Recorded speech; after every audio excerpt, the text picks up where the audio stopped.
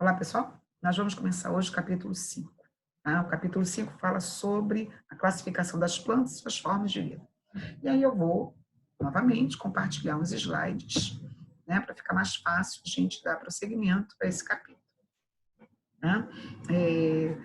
Sempre quando a gente observa determinada paisagem, né, nós podemos notar a presença de vários seres vivos, alguns a gente nem consegue visualizar, né, mas estão lá, né, micro-organismos.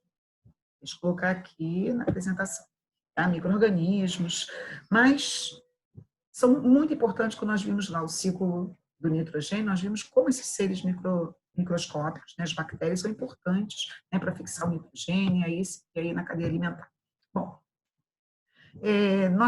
esse capítulo 5 tem alguns módulos. Hoje nós vamos dar início falando sobre a classificação das plantas e formas de vida. Tá? É importante perceber nesses ambientes, né, que a vegetação pode ser caracterizada por meio de alguns descritores qualitativos e quantitativos. Tá? Qualitativo seria mais a fisionomia, quantitativo seria basicamente a estrutura, a densidade, né, a quantidade de tipos de vegetais, e que podem se modificar, essa vegetação pode se modificar em consequência de influências como chuva, temperatura, né, etc. Tá? Se a fisionomia da vegetação resulta do predomínio de uma ou de poucas formas de plantas, então, para estudar a fisionomia da vegetação, há necessidade prévia de um sistema de classificação de formas de plantas.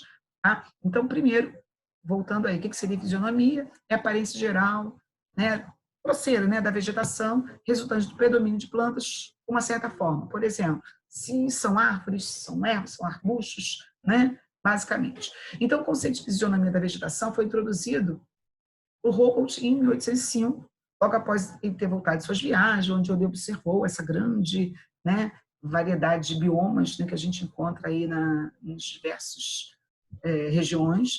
Então, até aquela época não existia diferença entre flora e vegetação, né, que era descrita através de listas de espécies, né, a flora, e compunham termos como plantas, vegetais, vegetação. Esses termos eram usados indistintamente.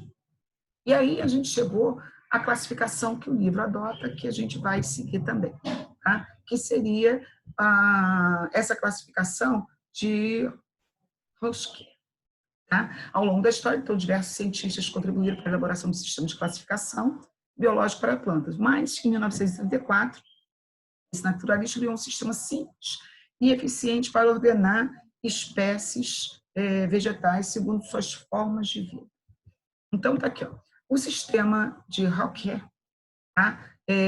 Diferencia as plantas de acordo com a posição e proteção dos seus órgãos de crescimento, que são as gemas. Tem aqui um esqueminha, né, de uma planta, onde a gente vai encontrar essas gemas, né, que são, na realidade, as gemas, então a gente vai observar aqui, ó.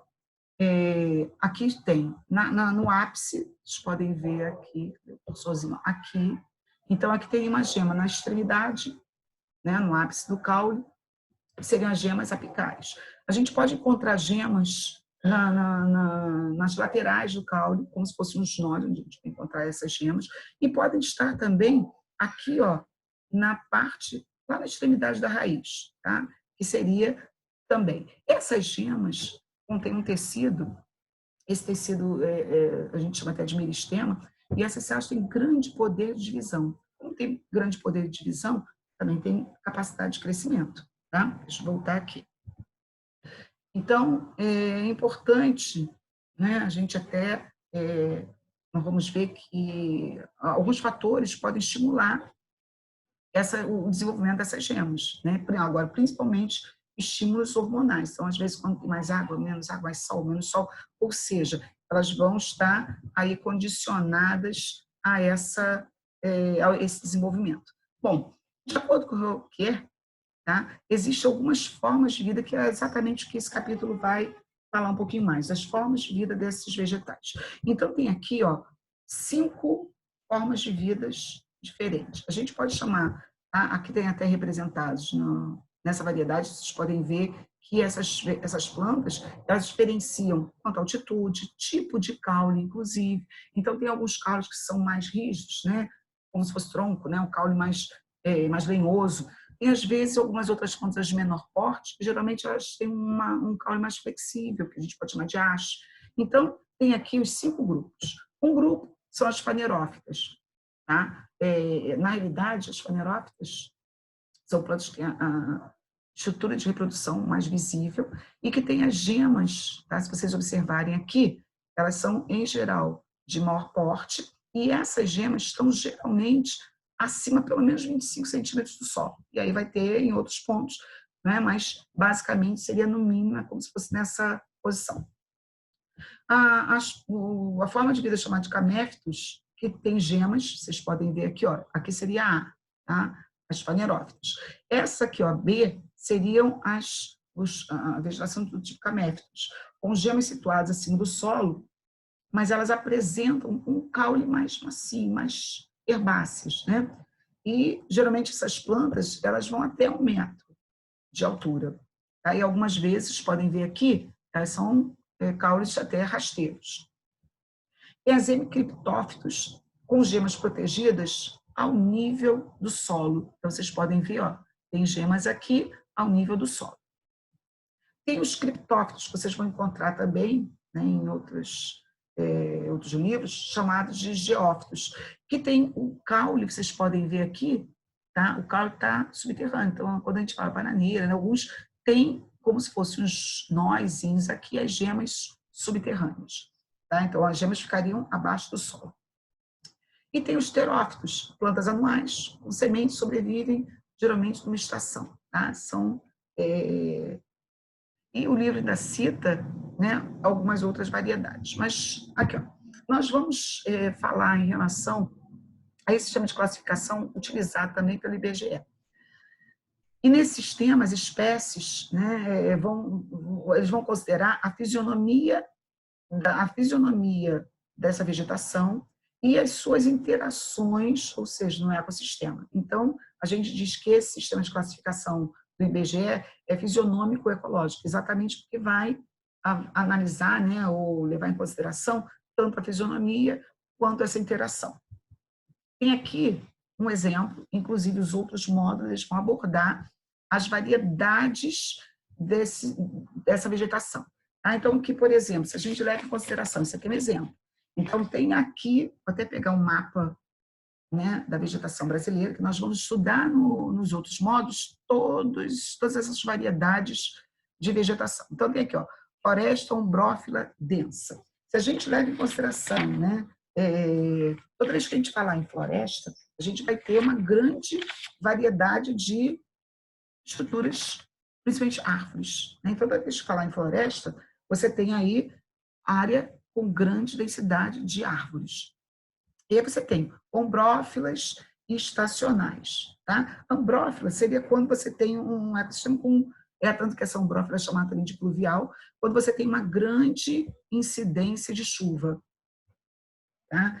Então, as chuvas são mais intensas. Se a gente levar em consideração que essa ombrófila tem ainda densa, aberta e mista, a gente vai ver, como eu falei, nós vamos ver no outro módulo, detalhezinhos de todas essas. Se eu voltar aqui para o esqueminha, é só para a gente observar que é como se fossem divisões. Tá? Quando a gente fala em floresta, a gente está falando em classe, ou seja, vai estar referente às estruturas e formas de vida, podendo ser florestal ou não. Então, se é floresta ou não é floresta. Tá? Ombrófila é uma subclasse. Aí vai estar relacionada basicamente em relação ao clima.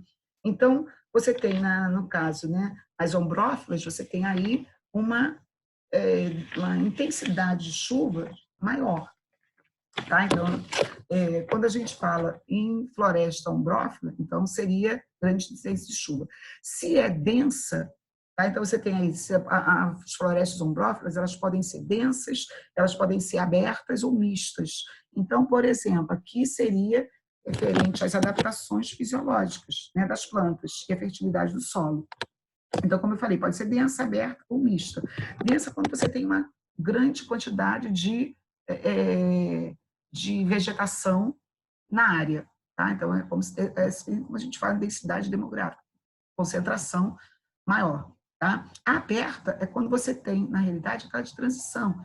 Quando você termina aquela parte densa, você tem já contato com a área que já não seria nem muito de florestas. E tem esse exemplo aqui, está falando de terras baixas, seria quanto à formação. Então, pode ser de maior altitude, menor altitude, é basicamente nesse aspecto.